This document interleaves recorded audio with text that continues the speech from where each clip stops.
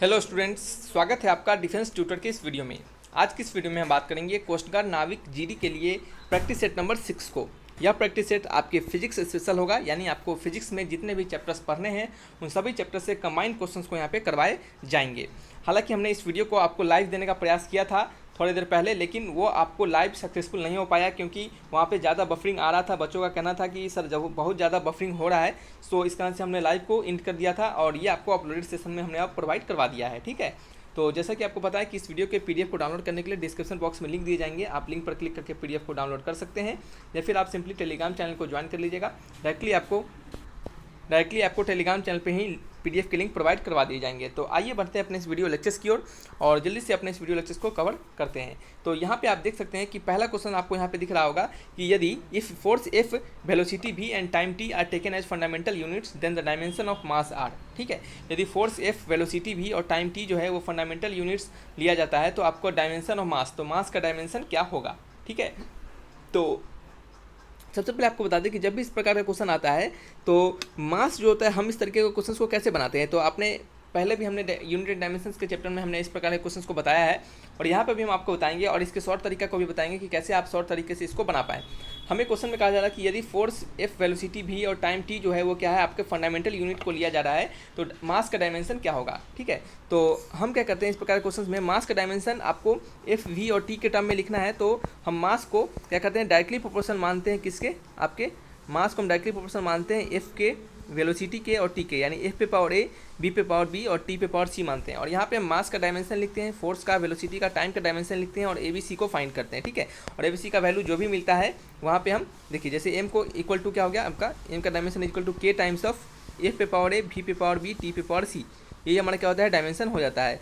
यहाँ से हम क्या करते हैं, सभी का डायमेंशन लिख के ए बी सी निकालते हैं और क्या करते हैं, देन फिर आपको हम इस वैल्यू में, इस क्वांटिटी में क्या करते हैं, पुट कर देते हैं एबीसी का वैल्यू और वही हमारा क्या होता है, डायमेंशन मिल जाता है। लेकिन ये आपका एक तरीका होता है और ये आपका थोड़ा सा लंबा तरीका पड़ जाता है, लेकिन हम यहाँ पे इस तरीके को यहाँ पे नहीं अपनाएंगे। ठीक है, हम इस तरीके को यहाँ पे बिल्कुल नहीं अपनाएंगे। हम जो यहाँ पे तरीका इस्तेमाल करने वाले हैं, जो तरीका हम लगाने वाले हैं, उस तरीके को देखिएगा। ठीक है, हम यहाँ पे क्या करने वाले हैं कि आपको जैसा कि पता है कि फोर्स जो होता है वो क्या होता है, force is equal to mass into acceleration. ठीक है, फोर्स इज इक्वल टू क्या होता है, मास इंटू एक्सेलरेशन। और एक्सेलरेशन को क्या लिख सकते हैं आप, एक्सेलरेशन को लिख सकते हैं आप वेलोसिटी अपॉन टाइम। एक्सेलरेशन को क्या लिख सकते हैं, वेलोसिटी अपॉन टाइम। तो आप यहाँ पे लिख सकते हैं मास इज इक्वल टू क्या होगा, मास इज इक्वल टू क्या हो जाएगा, मास इज इक्वल टू क्या हो जाएगा, force upon acceleration, force upon acceleration हो जाएगा। ठीक है, और फोर्स को आप एफ लिख दिए और एक्सेलरेशन को आप क्या लिख सकते हैं, एक्सेलरेशन जो होता है वो क्या होता है आपका change in velocity per unit time, यानी वेलोसिटी अपॉन टाइम। तो एक्सेलरेशन को आप लिखिएगा v और नीचे क्या लिखिएगा, इसको आप कैपिटल टी। तो ये आपका f रह जाएगा, v क्या हो जाएगा, ऊपर चला जाएगा तो -1 हो जाएगा और t पे पर क्या हो जाएगा, +1 हो जाएगा, या फिर आप सिंपली टी भी लिख सकते हैं। तो यहाँ पे आपने देखा कि मास को हमने क्या लिख दिया, एफ वी टी के टर्म में, एफ वी पे पावर -1 और टी।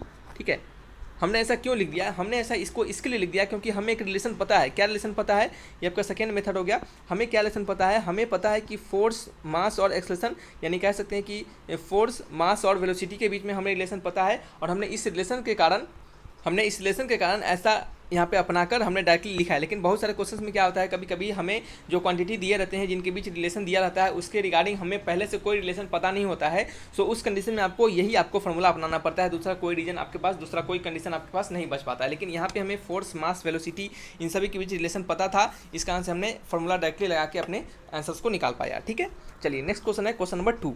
नेक्स्ट क्वेश्चन नंबर 2 में क्या कहा जा रहा है, इसको देखिएगा। क्वेश्चन नंबर 2 में कहा जा रहा है कि a vehicle travel half of the distance L.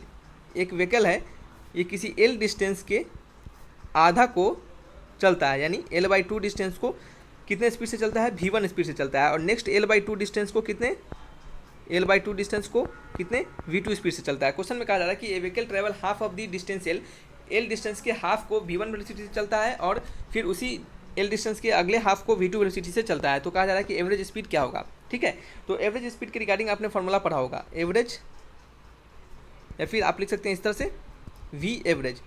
ये क्या होता है आपका, एवरेज स्पीड जो होता है आपका total distance upon total time, यही आपने पढ़ा है। एवरेज स्पीड का value total distance upon total time. तो टोटल डिस्टेंस क्या होता है, टोटल डिस्टेंस आपका होगा जो हमारा एल है, यही टोटल डिस्टेंस होगा। तो ये हम क्या लिखेंगे, यहाँ पे एल लिख देंगे। ठीक है, टोटल टाइम कैसे निकलेगा, टोटल टाइम निकलेगा पहले वाले हाफ L/2 डिस्टेंस में जो टाइम लगेगा और दूसरे वाले L/2 डिस्टेंस में जो टाइम लगेगा वही टोटल टाइम होगा। तो मान लेते हैं इसमें टाइम T1 लग रहा है और इसमें टाइम T2 लग रहा है, तो T1 + T2 हो जाएगा टोटल टाइम। तो T1 का वैल्यू कैसे निकालेंगे, तो आपको पता है distance equal to speed into time, तो टाइम इक्वल टू क्या हो गया डिस्टेंस अपॉन स्पीड। डिस्टेंस कितना चल रहा है L/2, स्पीड कितना है V1 है, तो ये क्या हो गया L/2 इंटू V1, ये क्या हो जाएगा आपका T1 हो जाएगा। उसी प्रकार से T2 क्या हो जाएगा L/2 इंटू V2, यही आपका क्या हो जाएगा T2। और इसी T1 और T2 को हम क्या करेंगे पुट कर देंगे, ठीक है। तो चलिए पुट कर देते हैं यहाँ पे पुट करेंगे L/2 into V1 plus L/2 into V2, ठीक है। तो यहाँ से L से L कट जाएगा आपका और बच क्या जाएगा यहाँ पे, ये जो आपका V एवरेज है, V एवरेज क्या हो जाएगा आपका, V एवरेज आपका हो जाएगा अब 1 ये 2 तो आपका ऊपर चला जाएगा, कॉमन लेके 2 ऊपर चला जाएगा और नीचे क्या हो जाएगा आपका 1/V1 प्लस 1/V2 बच जाएगा। यहाँ पे LCM लेंगे तो ये 2 ऊपर चला जाएगा, V1 V2 हो जाएगा और नीचे क्या हो जाएगा V1 प्लस V2। तो V एवरेज का वैल्यू क्या हो गया 2V1 V2/V1 plus V2। Option number कौन सा है, सी इज द करेक्ट आंसर, ठीक है। चलिए, ये हमने आपको कहा था कि जब भी आपको फिजिक्स के प्रॉपर हम बताएंगे तो उसमें न्यूमेरिकल का सेशन लेंगे जिसमें आपको कंप्लीटली न्यूमेरिकल दिया जाएगा, ताकि आपको न्यूमेरिकल के सेशन भी, आपको न्यूमेरिकल के क्वेश्चंस भी प्रैक्टिस होते चले, ठीक है। थ्योरेटिकल के लिए आपको हमने फिजिक्स प्लस साइंस के जो वीडियोस दे रहे हैं जीडी के लिए, वो आपको थ्योरेटिकल के लिए उसमें है कंप्लीटली थ्योरेटिकल, और 1-2 न्यूमेरिकल उसमें हो जाएगा तो होगा, नहीं तो कंप्लीटली थ्योरेटिकल आपको क्वेश्चन दिया जाएगा। 25-25 क्वेश्चन दिए जा रहे हैं उसमें, तो आपको कंप्लीटली थ्योरेटिकल का आपको अच्छे से कंप्लीटली रिवीजन करवा देगा, ठीक है। लेकिन यहाँ पे जो आपका न्यूमेरिकल बच जाता है, तो न्यूमेरिकल के लिए हमने अलग से सेशन दे दिया है ताकि न्यूमेरिकल भी आपको साथ में रिवाइज हो सके। हालांकि न्यूमेरिकल के हमने पहले से भी बहुत सारे वीडियोस आपके लिए डाल चुके हैं अग्नि बैचेस में, इससे प्रीवियस वाले बैचेस में भी, तो उन सभी वीडियोस को देखिए, आपको सारे डाउट और सारे क्वेश्चंस आपको प्रैक्टिस होते जाएंगे, ठीक है। नेक्स्ट क्वेश्चन आप देख सकते हैं, क्वेश्चन नंबर 3। ये क्वेश्चन आपका किसका है, ये आपका वेक्टर का है, ठीक है, वेक्टर का क्वेश्चन है। तो इसमें कहा जा रहा है कि angle between A and B, A का वैल्यू आपको दिया जा रहा है, एक क्या है, एक वेक्टर है 1 i + j, और बी भी क्या है, एक वेक्टर है i - j। कहा जा रहा है कि ए और बी के बीच में एंगल निकालना है। तो जब भी आपको 2 वेक्टर दिया जाए और उसके बीच एंगल निकालने के लिए कहा जाए तो आप डॉट प्रोडक्ट का इस्तेमाल कीजिए। आपने पढ़ा होगा कि a डॉट बी यानी a vector dot B vector equal to क्या होता है, AB इंटू कॉस थीटा, ठीक है। तो यहाँ से कॉस थीटा का वैल्यू आप निकालिए, तो क्या हो जाएगा आपका a dot B upon AB, ठीक है, या फिर आप a का मॉड और b का मॉड भी लिख सकते हैं, ठीक है। सिंपली कहने का मतलब है कि ए बी का कहने का मतलब है कि ए का मैग्नीट्यूड और बी का मैग्नीट्यूड, आप इसको ऐसा भी लिख सकते हैं, ठीक है। तो यहाँ से ए जो है हमारा वो क्या है आपका i + j और बी क्या है i - j, तो i + j और क्या है आपका i - j, और नीचे क्या है i + j और i - j का मैग्नीट्यूड यानी √1² + 1², फिर √1² + 1², यही इसका मैग्नीट्यूड होगा। इसका मैग्नीट्यूड कैसे निकालते हैं, इसका मैग्नीट्यूड निकालते हैं हम i का कोफिशिएंट का स्क्वायर यानी 1 का स्क्वायर प्लस j का कोफिशिएंट का स्क्वायर यानी 1 का स्क्वायर, और इसका मैग्नीट्यूड कैसे निकालेंगे, i का कोफिशिएंट का स्क्वायर यानी 1 का स्क्वायर प्लस में j का कोफिशिएंट यानी -1 का स्क्वायर, तो ये क्या हो जाएगा 1 + 1 √2, और ये भी क्या हो जाएगा आपका √2 हो जाएगा, ठीक है। तो यहाँ से देख सकते हैं इसको मल्टीप्लाई करेंगे, तो इसको मल्टीप्लाई करने के बाद क्या हो जाएगा हमारा, ये आपका मल्टीप्लाई करने के बाद आई क्या हो जाएगा आपका, आई का स्क्वायर का वैल्यू क्या होता है, आई का स्क्वायर का वैल्यू आपका 1 होता है, ठीक है। तो ये आपका क्या हो जाएगा आपका सिंपली आई और जे से मल्टीप्लाई होगा, ठीक है। तो 1 और +1 यही हो जाएगा आपका 1, और क्या हो जाएगा आपका 1 हो जाएगा, ठीक है। चलिए एक सेकेंड, 1 और 1 नहीं होगा आपका 1 - 1 होना चाहिए, क्या हो जाएगा 1 और आपका क्या होना चाहिए -1, ठीक है, 1 और -1 होना चाहिए। तो यहाँ पे हम थोड़ा सा अच्छे से लिख देते हैं, क्यों 1 और -1 होगा, क्योंकि आई से आई करेंगे तो आई स्क्वायर का वैल्यू क्या होता है 1 होता है, ठीक है। और आई जे और जे आई दोनों का वैल्यू 0 हो जाता है, और जे का क्या होगा आपका भी 1 होता है, j² भी 1 होता है, लेकिन माइनस लगा हुआ है, इस कारण से आपको यहाँ पे माइनस देना पड़ेगा। नेक्स्ट आपका नीचे ये आपका √2 और ये आपका √2, तो ऊपर ही 0 हो गया, तो होल क्वांटिटी 0 हो गया। तो यहाँ से आप देख सकते हैं कि cos थीटा का वैल्यू क्या मिल गया आपको, cos थीटा का वैल्यू आपको 0 मिल गया। cos theta is equal to क्या हो गया 0 हो गया, तो इसका मतलब थीटा का वैल्यू क्या होगा आपका 90 डिग्री हो जाएगा, तभी तो वैल्यू 0 होगा। तो ऑप्शन मैच करेंगे, option number B is the correct answer, ठीक है। सिंपल क्वेश्चन है, देख सकते हैं, आपको सिंपली ए डॉट बी का वैल्यू लगाना है, ए डॉट यानी डॉट प्रोडक्ट का वैल्यू लगा के वहाँ से cos थीटा का वैल्यू फाइंड कर लेना है। नेक्स्ट क्वेश्चन है question number 4th number question में कहा जा रहा है कि the horizontal range of projectile fired eight an angle of 15 degree is 50 metre. Horizontal range, किसी प्रोजेक्टाइल का हॉरिजॉन्टल रेंज आपको कितना दिया जा रहा है, यानी कह सकते हैं कि कैपिटल आर का वैल्यू कितना दिया जा रहा है आपको 50 मीटर दिया जा रहा है, जब उसको हम थीटा इक्वल टू 15 डिग्री पे हम फायर कर रहे हैं, ठीक है। जब हमारा एक प्रोजेक्टाइल है जिसका कि जो रेंज है वो 50 मीटर दिया जा रहा है, जब उसको हम थीटा इक्वल टू 15 डिग्री पे उसको फायर कर रहे हैं, ठीक है। तो फिर क्वेश्चन में कहा जा रहा है कि if it is fired with same speed, यदि उसको हम सेम स्पीड से फायर करें, ठीक है, at an angle of 45 degree, तब उसका रेंज क्या होगा। तो यहाँ जो भी स्पीड है मान लेते हैं v, तो हम इसी v स्पीड से फायर करें एट एन एंगल ऑफ कितना, at an angle of 45 degree, ठीक है, at an angle of 45 degree, तो हमारा रेंज यानी कैपिटल आर का वैल्यू क्या होगा, ठीक है। आपसे यह क्वेश्चन पूछा जा रहा है। तो जैसे कि आपको पता है कि कोई भी, जैसे ये प्रोजेक्टाइल आपका यहाँ से प्रोजेक्टाइल को ऐसे फायर करते हैं v वेलोसिटी से, ठीक है। और ये क्या होता है, हमारा एंगल थीटा होता है और इसको हम क्या कहते हैं, इसको हम रेंज कहते हैं। और ये जो होता है ये हमारा क्या होता है, ये हमारा मैक्सिमम हाइट एच होता है, ठीक है। ये हमारा सिंपल कह सकते हैं कि एक प्रोजेक्टाइल का कंसेप्ट है, ये आपका प्रोजेक्टाइल का फिगर है, ठीक है। और ये जो डंटा इस तरह से होता है पैराबोलिक, ये इसे हम क्या कहते हैं, ट्रैजेक्टरी कहते हैं। क्या कहते हैं, ट्रैजेक्टरी कहते हैं, ठीक है। तो चलिए ये सभी आपको पहले से भी पता होगा और हमने आपको बताया भी हुआ है, ठीक है। तो यहाँ पे देख सकते हैं कि हमें निकालना है रेंज। तो सबसे पहले वाले से रेंज का वैल्यू जो होता है वो क्या होता है, वी स्क्वायर या फिर कह सकते हैं आप u square sine 2 theta upon g. और पहले वाले में रेंज का वैल्यू कितना दिया जा रहा है, 50 दिया जा रहा है। और थीटा का वैल्यू 15 डिग्री दिया जा रहा है, तो साइन 2 × 15 यानी साइन 30। तो साइन 30 का वैल्यू कितना होता है, साइन 30 का वैल्यू होता है आपका 1/2। क्या हो गया, 1/2। तो ये आपका 1/2 हो गया। और ये जी को क्या लेंगे, जी का वैल्यू हम यहाँ पे 10 ले लेते हैं, ठीक है। जी का वैल्यू क्या ले लेंगे, 10 ले लेंगे। या फिर जी का वैल्यू चलिए जी ही रहने देते। तो ये क्या हो गया आपका 50 × जी। तो यू स्क्वायर इक्वल टू क्या हो गया, 50 दूना 100 × जी। तो यू स्क्वायर का वैल्यू आपको क्या मिल चुका है, 100 जी मिल चुका है, यानी 100 × जी मिल चुका है, ठीक है। नेक्स्ट क्वेश्चन ले लेते हैं, सॉरी नेक्स्ट पेज ले लेते हैं, क्वेश्चन नंबर 4 का आंसर, ठीक है। 4 का आंसर है ना।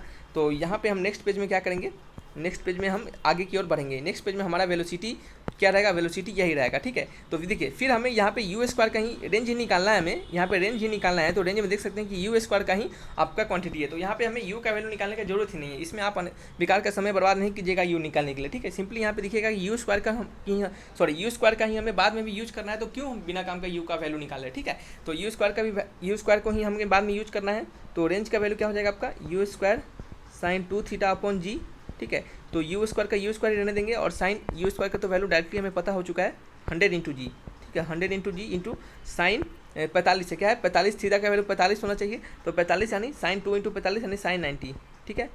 साइन 90 अपॉन नीचे क्या है जी, जी से जी कर देगा। साइन 90 का वैल्यू 1 होता है, तो 100 × 1 हो गया। ये आपका कितना हो गया, 100। क्या हो गया आपका 100 मीटर आपका आंसर हो गया। यानी कह सकते हैं कि आप जब हमारा थीटा का वैल्यू 15 डिग्री था तो हमारा रेंज 50 मीटर आ रहा था। अगर सेम वेलोसिटी से अगर हम 45 डिग्री के एंगल पे फेंकेंगे तो हमारा रेंज जो होगा वो कितना आएगा आपका 100 मीटर हो जाएगा। यानी क्या हो जाएगा, सीधे आप उसका डबल हो जाएगा, ठीक है। नेक्स्ट क्वेश्चन आपका क्वेश्चन नंबर 5 नंबर क्वेश्चन में देख सकते हैं लिखा जा रहा है कि a cricket ball of mass 150 gram has a initial velocity u = 3i + 4j metre per second and final velocity v = -3i + 4j metre per second after being heated.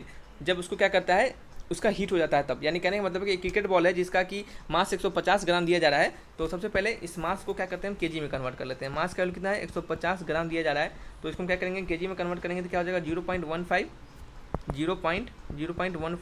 kg आपका वैल्यू हो जाएगा, ठीक है।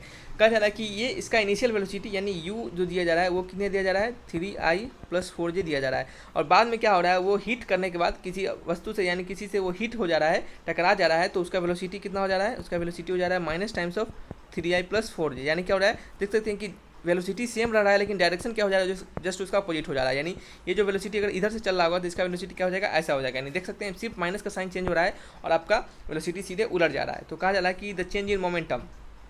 तो मोमेंटम का changing क्या होगा, momentum का चेंजिंग क्या होगा। तो आपने पढ़ा होगा कि मोमेंटम का चेंजिंग क्या होता है, v vector minus m × u vector. यानी initial momentum minus final momentum यानी p2 - p1। तो मास तो सभी के लिए सेम है, तो मास आपका बाहर आ गया। और v का वैल्यू फाइनल वेलोसिटी क्या है आपका, फाइनल वेलोसिटी है -3i - 4j। और इनिशियल वेलोसिटी क्या है, सीधे 3i + 4j है। तो माइनस पहले से यहाँ पे लगा हुआ है, तो ये भी आपका -3i और -4j आपका हो जाएगा, ठीक है। तो यहाँ पे m का वैल्यू 0.15 डाल देंगे और ये आपका हो जाएगा माइनस प्लस, यानी सभी क्या होंगे, जुड़ जाएंगे। ये तो 3i से 3i जुड़ेगा तो -6i हो जाएगा। और ये आपका क्या हो जाएगा 448j, ठीक है। ये आपका वैल्यू हो जाएगा, ठीक है। तो यहाँ से हम क्या करेंगे, 0.15 को सभी में मल्टीप्लाई कर देंगे। तो जैसे ही आप इसको इसमें 0.5 को -6i और -8i दोनों से मल्टीप्लाई कर दीजिएगा तो आपका वैल्यू आएगा -0.9i + 1.2j, ठीक है, +1.2j। आप करके देखिएगा, हमने इसको मल्टीप्लाई करके रखा है +1.2j, ठीक है। तो ये क्या हो गया, आपका मोमेंटम का चेंजिंग मिल गया। यही क्या आपका डेल्टा पी है, ये क्या आपका डेल्टा पी है। ऑप्शन मैच कीजिएगा -0.9i + 1.2j। ऑप्शन नंबर कौन सा मैच कर रहा है, सी इज द करेक्ट आंसर, ठीक है।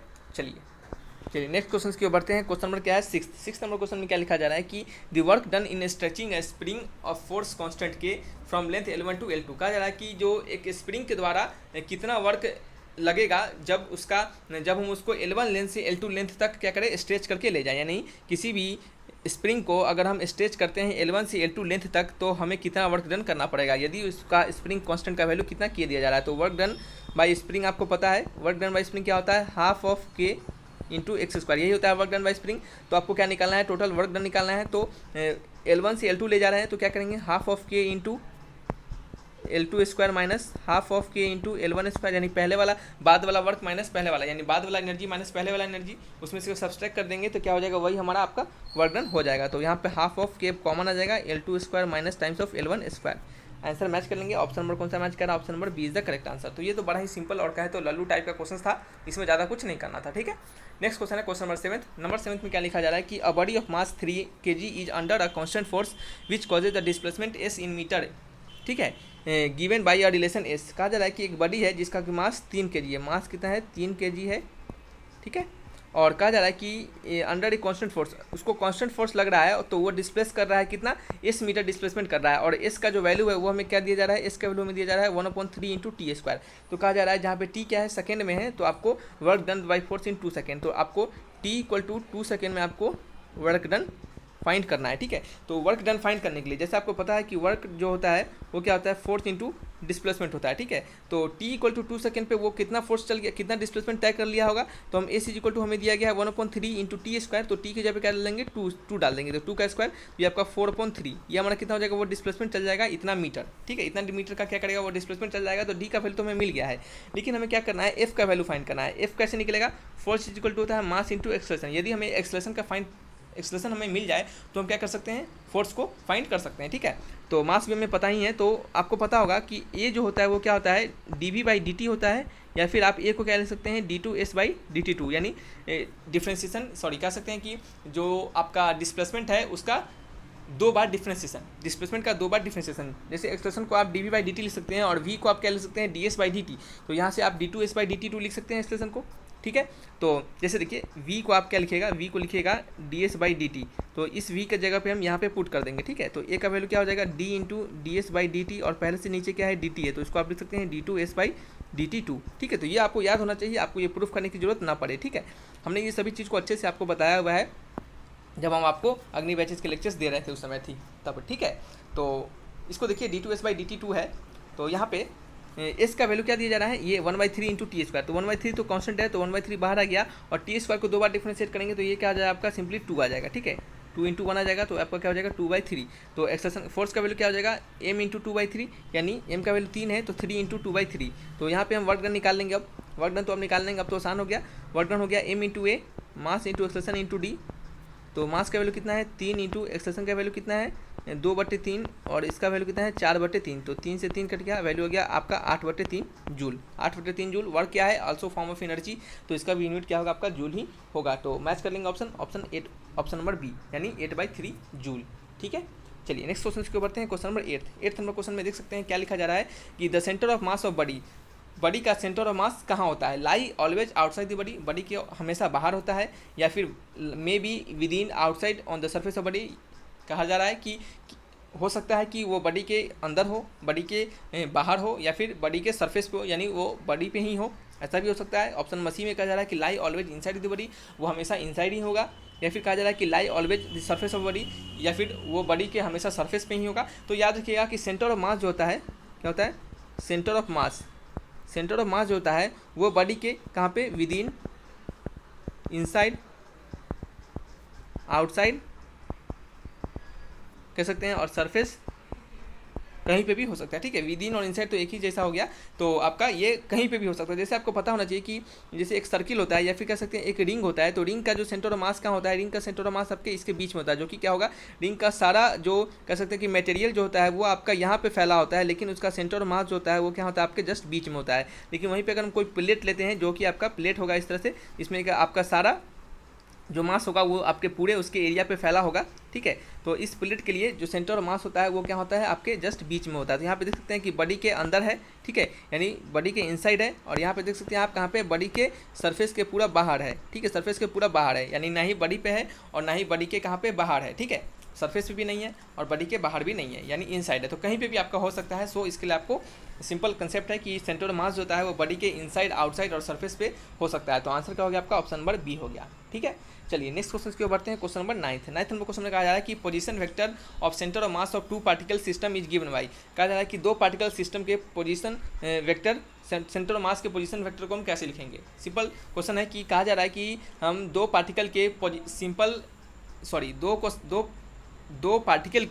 पोजीशन वेक्टर यानी उनके सेंटर ऑफ मास के पोजीशन वेक्टर को हम कैसे लिखेंगे। तो आपने पढ़ा होगा, क्या पढ़ा होगा आपने, कि जो पोजीशन वेक्टर होता है, अगर मान लेते हैं पोजीशन वेक्टर अगर आर है हमारा सेंटर ऑफ मास का, तो उसको हम लिखते हैं summation of M I into X I upon summation of M I, यही होता है फार्मूला। तो यहाँ पे एम आई एक्स आई जो होता है वो हर एक पार्टिकल का मास और हर एक पार्टिकल का डिस्टेंस, और नीचे क्या होता है आपका हर एक पार्टिकल का मास। ठीक है, तो यहाँ पे 2 पार्टिकल के लिखना है, तो दोनों पार्टिकल का मानते हैं। पहला पार्टिकल का मास m1 है और उसका जो डिस्टेंस है वो कितना है, पोजीशन वेक्टर उसका r1 है। दूसरे पार्टिकल का मास m2 है, पोजीशन वेक्टर उसका r2 है। तो हम सेंटर ऑफ मास का पोजीशन वेक्टर को कैसे लिखेंगे, तो m1 इंटू r1 का वेक्टर प्लस में m2 इंटू r2 का वेक्टर अपॉन क्या लिखेंगे, m1 प्लस m2। तो ये तो आपको कह सकते हैं सिंपल, ये आपका इसमें कोई लॉजिक नहीं है, ये आपका क्या है, कंसेप्ट है। ठीक है, और कंसेप्ट में आपका कोई लॉजिक नहीं होता है, ये आपको प्रूफ करके बताया गया है कि सेंटर ऑफ मास को हम इसी तरह से लिखते हैं। तो आपको याद करके ही रखना पड़ेगा। ठीक है, तो बताइए इसका आंसर क्या हो गया। इसका आंसर हो गया आपका ऑप्शन नंबर डी, यानी m1 r1 plus m2 r2 upon m1 plus m2। याद रखिएगा नीचे r1 प्लस r2 नहीं कर दीजिएगा, m1 प्लस m2 ही कीजिएगा। ये क्वेश्चन ये आपका ऑप्शन नंबर सी गलत हो जाएगा। ठीक है, नीचे m1 प्लस m2 ही होना चाहिए, ऐसा ही फॉर्मूला है। तो इस फॉर्मूला को आपको याद रखना है। ठीक है, ये आपका कह सकते हैं कि थ्योरी है और थ्योरम है एक तरह से, तो ये थ्योरम को आपको याद रखना पड़ेगा। ठीक है, चलिए नेक्स्ट क्वेश्चन है क्वेश्चन नंबर 10 नंबर क्वेश्चन में कहा जा रहा है कि इन ए प्लैनेटरी मोशन, किसी भी प्लैनेट के मोशन में, यानी कह सकते हैं कि किसी भी प्लैनेटरी मोशन में क्या होता है, एंगुलर स्पीड कांस्टेंट होता है। दूसरा ऑप्शन में टोटल एंगुलर मोमेंटम कांस्टेंट होता है, लीनियर स्पीड कांस्टेंट होता है, या फिर नाइदर एंगुलर मोमेंटम और नॉट एंगुलर स्पीड, यानी ना ही एंगुलर मोमेंटम और ना ही एंगुलर स्पीड, कोई भी कांस्टेंट नहीं होता है। ठीक है, तो जैसे कि आपको पता है कि कोई भी प्लैनेटरी मोशन में जो हमारा टॉर्क होता है वहाँ पे कोई एक्सटर्नल टॉर्क वहाँ पे नहीं लगता है। ठीक है, यहाँ पे आप लिख सकते हैं कि इन प्लैनेटरी मोशन, ठीक है, इन प्लैनेटरी मोशन, ये हम आपको लिख दे रहे हैं ताकि जब दोबारा पढ़िए तो आपको अच्छे से समझ में आए कि ऐसा हुआ कैसे। ठीक है, तो in planetary motion there is no external torque. ठीक है, there is no external EXTERNAL external torque. जैसे कि आपको पता है कि प्लैनेटरी मोशन में कोई एक्सटर्नल टॉर्क नहीं लगता है, और आपने पढ़ा होगा कंजर्वेशन ऑफ एंगुलर मोमेंटम में कि जब भी कोई एक्सटर्नल टॉर्क किसी भी सिस्टम पे नहीं लगता है तो उसका एंगुलर मोमेंटम जो होता है वो हमेशा कांस्टेंट होता है। तो आप यहाँ पे कह सकते हैं कि जब कोई एक्सटर्नल टॉर्क नहीं है तो L जो है यानी एंगुलर मोमेंटम जो होगा वो आपका कैसा होगा, आपका कांस्टेंट होगा। कैसा होगा, कांस्टेंट होगा। ठीक है, चलिए, और तो इसका आंसर क्या हो गया आपका, तो बताइए इसका आंसर क्या हो गया आपका। इसका आंसर हो गया आपका ऑप्शन नंबर बी। क्या हो गया आपका, ऑप्शन नंबर बी हो गया, यानी total angular momentum remains conserve, यानी रिमेंस कांस्टेंट। अगर कहीं पे आपने पढ़ा होगा कि कंजर्वेशन ऑफ लीनियर मोमेंटम में कि अगर there is no external force acting on the system then linear momentum of the system remains constant, उसी प्रकार से अगर कोई एक्सटर्नल टॉर्क किसी भी सिस्टम पे एक्टिंग नहीं होता है तो एंगुलर मोमेंटम कांस्टेंट रहता है। तो इसका आंसर क्या हो गया आपका, option number B. Planetary motion में एंगुलर मोमेंटम क्या होता है, कांस्टेंट होता है। क्यों होता है, क्योंकि वहाँ पे कोई एक्सटर्नल टॉर्क नहीं लगता है। तो चलिए रखते हैं इस वीडियो को यहीं पे, ये आपको अपलोडेड सेशन में आप मिल चुका है, तो इस वीडियो को देखिए और जो भी प्रॉब्लम होता है वो आप कमेंट बॉक्स में हमें जरूर लिखकर पूछिए। ठीक है, तो thanks for watching my video, तब तक के लिए बाय बाय।